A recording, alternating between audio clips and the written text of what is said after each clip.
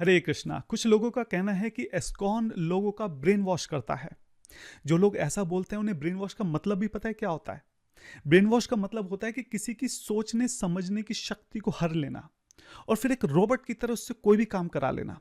हम्म, ये कैसे होता है? जैसे हम देखते हैं कि जो टेररिस्ट ऑर्गेनाइजेशंस हैं, ये लोगों को किसी आइसोलेटेड प्लेस पे रखती हैं और कोशिश करती हैं कि बाहर की कोई भी इंफॉर्मेशन उन तक ना पहुंच पाए, और अपनी जो फॉल्स इंफॉर्मेशन है कि भारत के खिलाफ जो भी वट है वो उनके दिमाग में फीड किया जाता है।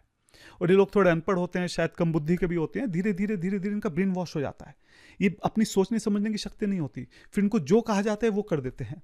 इसको बोलते हैं ब्रेन वॉश करना। तो आप खुद सोचिए कि एस्कॉन में ब्रेन वॉश होता है, मतलब यहाँ तो पूरा 180 डिग्री का फर्क है। हम तो परेशान इस बात से हैं कि लोग बुद्धि का इस्तेमाल क्यों नहीं करते हैं, लोग प्रश्न क्यों नहीं पूछते हैं।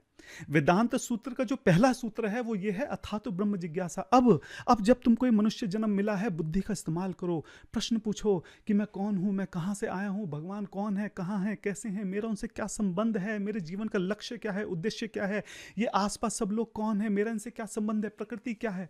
प्रश्न पूछो। खाली जानवरों की तरह अपना जीवन मत व्यतीत करो, खाली बस खा लिए पी लिए सो गए उठ गए खेल लिया कूद लिया पूरी जिंदगी निकल गए, पता नहीं क्यों जिए पता नहीं क्यों मर गए। ऐसा नहीं होना चाहिए। प्रश्न पूछने चाहिए, बुद्धि का इस्तेमाल करना चाहिए। भगवत गीता में अर्जुन प्रश्न ही तो पूछता है और भगवान उसके प्रश्न का जवाब देते हैं। हाँ, आप भागवतम देखिए, पूरी भागवतम प्रश्न और उत्तर के ऊपर बेस है। हमारा जो पूरा वैदिक कल्चर है वो कल्चर ही ऐसा है कि प्रश्न करनी है, जिज्ञासा करनी है, बुद्धि का इस्तेमाल करना है, और उसके बाद भी वो करिए जो आपको सही लगे। आप सोचिए, भगवत गीता में भगवान श्री कृष्ण ने पूरी भगवत गीता सुनाई और एंड में 18.63 में कृष्ण क्या कहते हैं, यथेच्छसी तथा करो। भाई देखो, मैंने तुम्हें सब बता दिया, अब उसको उसके ऊपर डेलिब्रेट करो, सोचो उस बारे में, और जो तुमको सही लगे, जो तुम्हारी इच्छा करे तुम वो करो। ऐसा नहीं कि जो मैं कह रहा हूं वो करो, जो तुम्हें सही लगे वो करो। तो इसमें ब्रेन वॉश क्या हुआ?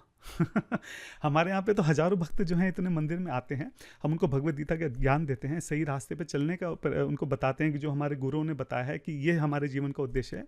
बहुत लोग बात सुनते हैं, बहुत नहीं सुनते हैं। उसमें ब्रेन वॉश क्या हो गया? और जो लोग सुनते भी हैं वो सुनने के बाद क्या कर रहे हैं? आप देखिए, जो इस्कॉन के जो डिवोटीज हैं उनका समाज में कैसा, उनका चाल चलन कैसा है। उनके बड़े बड़े बिजनेस हैं, वो बड़ी बड़ी जॉब पे लोग काम करते हैं, समाज में कितना कंट्रीब्यूशन है उन लोगों का। तो ये जो जिनका ब्रेन वॉश है, ऐसे लोग ये काम करते हैं क्या? तो आप देखिए, जो इस्कॉन के भक्त हैं वो समाज में बहुत आदर से, बहुत सही से रहते हैं। समाज में, देश में उनका बहुत बड़ा कंट्रीब्यूशन है।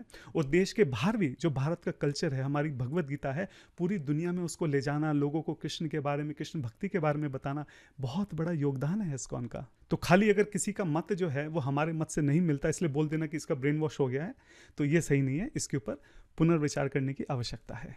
हरे कृष्णा।